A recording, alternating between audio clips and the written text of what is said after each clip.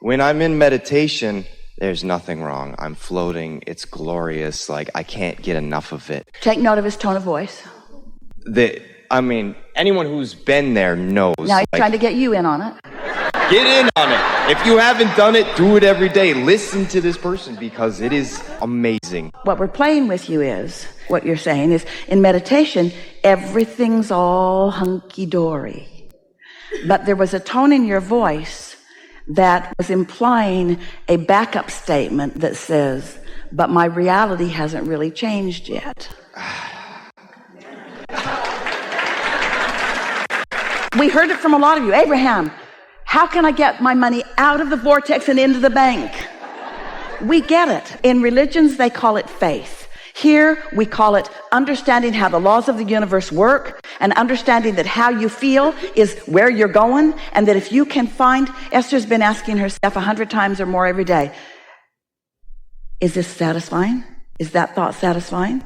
Is this dream that I just dreamed in the night, is it satisfying? Because that answer to that question indicates to her whether she's under the influence of source or whether she's under the influence of something else.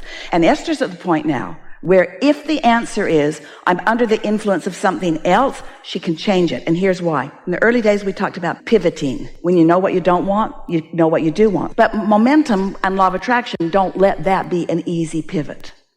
Jerry had an analogy where if you're sitting in front of a fireplace and the log spits a spark at you and it gets on your sweater, if you flick it off immediately, nothing happens. But if you don't flick it off immediately, it will burn a hole right into your sweater. So the analogy is, if you are keen to the idea of satisfying thoughts and you're catching the not satisfying thoughts in the early subtle stages, so that you don't brood about it, you don't dwell about it, you don't blog about it, you don't talk about it, you don't write reports about it, you don't hold meetings about it, you don't yammer on and on and on about it, then you flicked it off and it doesn't affect you. And it won't be long before something will happen. You'll launch the rocket of desire, and the rocket of desire will be the easiest thing for you to focus upon. Okay. I love that idea. So my main question then is, if I could meditate all the time till I'm at that place, I would. But when I'm at work... This is really good. We're asking you to meditate for 15 or 20 minutes at the beginning of each day, to put yourself in a more likely place of being aware of whether you're satisfied or not. That's all. We're not asking you to meditate all day. We're asking you to prepare your vibrational atmosphere and have conscious awareness of what your vibrational atmosphere is. Most people honestly couldn't tell us right now if the thought they're thinking satisfies or doesn't. And until you've shown yourself that, then you've got no guidance system that's working for you. And you might get off on a jag of a thought because it's entertaining, or because you always hold the story, or because it always makes people laugh, or because there's something big and bad and awful right there in your life experience that you're looking at. In other words, you've been trained to face reality, to tell it like it is, to tell the truth. And we want you to create reality. You already faced it. You faced it and you created something more. Now look at what you've created, and everything will line up around that, because the fact is, everything's lining up around the mix of vibration that you've got going on. Every subject is two subjects. It's like a stick. And on one end of it is the new and improved desire, and on the other end of it is the absence of what you want. And you're somewhere on that continuum at all times. And the more satisfaction you feel, the more you are in sync with what you really want and who you really are and what your inner being knows about it, you see. And the worse you feel, then, of course, the opposite is happening. What we're really talking about here, and this goes back to your very first question, and you spoke it so well about how you have this clarity of thought, but then we were talking about thinking and feeling and thinking and feeling so that you're molding the thought. Well, if you've got this satisfaction factor blended into this equation so that you're thinking a thought and you can feel the discord of it. Esther can remember vividly what she believes to be the first day that she truly had a negative thought. She was in the 4th grade with Mrs. Horton's class.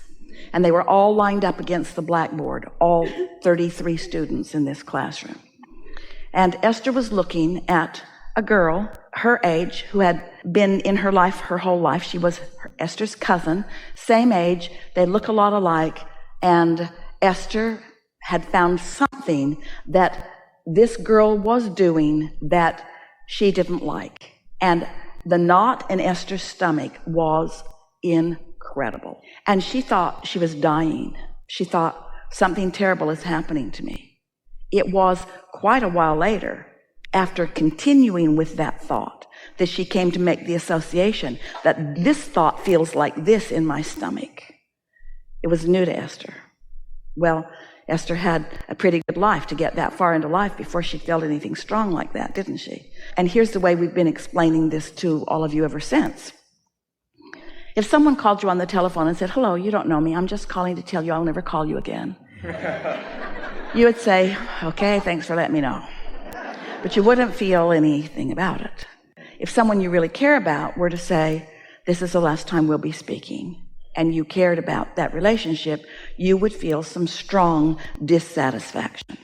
So the degree of your satisfaction or dissatisfaction, the degree of the emotion, has to do with the momentum or the power of the desire. When you really, really, really, really, really care about something, then focusing on its opposite really feels awful. Well, we don't want you to wait until it really, really, really, really feels anything, because then you're out of the control of guiding it. Because now the momentum is so strong, you don't have that nuanced control. But if you're tuning yourself every morning and finding that place where everything feels right, as you said, and then you move into a thought that is off, you'll catch it. And the more you catch it, the less you'll move into those thoughts. So when we're talking about meditation, when we talk to you about creating, which is all we talk to you about, what we're talking about is you finding a way to consciously control your vibrational atmosphere. We're talking about your attitude, your mood, your vibrational atmosphere. Because your atmosphere is conducive to the next thoughts that will germinate. Does that make sense to you? Mm-hmm. So when you get good at controlling that atmosphere by really caring about feeling good, the next thing we want to say to all of you is that we talk to you about meditation, and we get how to some extent you want to say, we get it, Abraham, blah, blah, blah. We understand completely.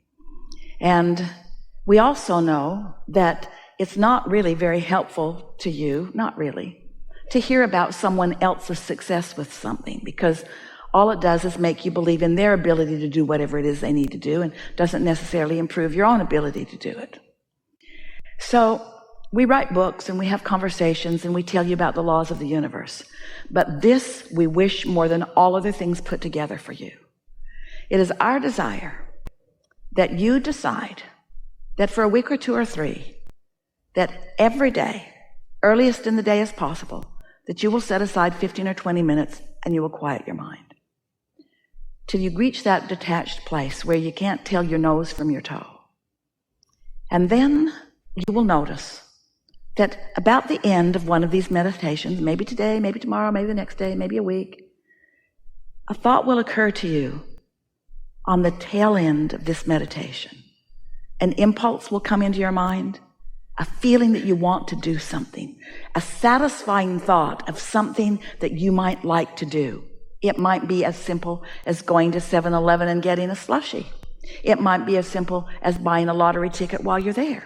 It might be as simple as taking a drive someplace. All kinds of things. Don't try to evaluate the bigness or the smallness of the impulse. Just note that the impulse happened. And then when you are able to note the correlation between the fact that you were in the receiving mode, the fact that you did receive an impulse, and the fact that you followed it and it led to something, then you will know for sure what we're talking about.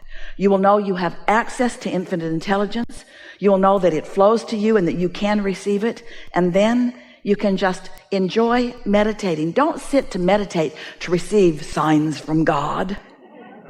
Sit to meditate for the pleasure of a quieted mind, for the pleasure of a rising vibration, for the pleasure of the blending with who you are, for the pleasure of clarity that will come from it.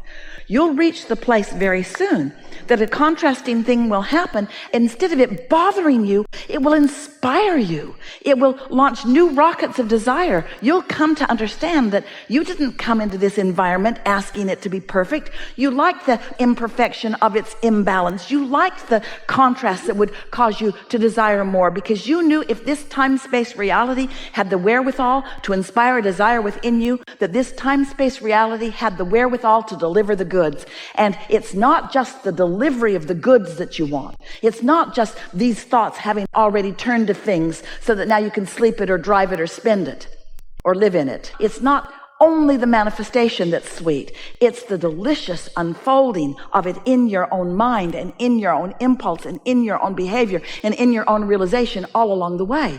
You are creators who must create. If you were a sculptor making a beautiful statue, you wouldn't say, there it is. This is my life's work. Here it is. This is all I'm ever going to do. And people would say, what are you doing now? Nothing. Just did this. Just did this. This is going to hold me for all of this lifetime. I just did this. No, that's not enough. It wasn't enough the minute it manifested. It wasn't enough. There's more, because you are the creator who is in the process of creating. And therefore you are the creation that is in the process of creating more creations, because you are the creation creating. You see what we're getting at? Can you hear us? You get it? Life is about movement, and movement feels good unless it's blocked by opposing thought. Mm-hmm. So now that we're in this place, now I'm feeling like I still have more like detailed specifics that I want to know about, but that has nothing to do compared to what I want to create. And also, please take note, that those detailed specifics, what influence are you under with those? Yeah. Mm-hmm. Mm-hmm. Under the influence of why it's not working, under frustration. That's going to get you nowhere except more of that. And most important, this is the most important statement of the day so far, maybe of your life ever. Most important, it's practicing a proclivity that keeps you from who you really are. Every time you're trying to solve a problem, beyond just the initial launching of the desire, you're barking up the wrong tree, you're trying to paddle upstream, you've disconnected from all of the resources, and until you have some way of breaking the momentum of that, which usually a good night's sleep will do it, except you wake up in the morning and you start thinking about the same thing again. This has been a really, really, really, really, really good discussion. Good time for a segment of refreshment.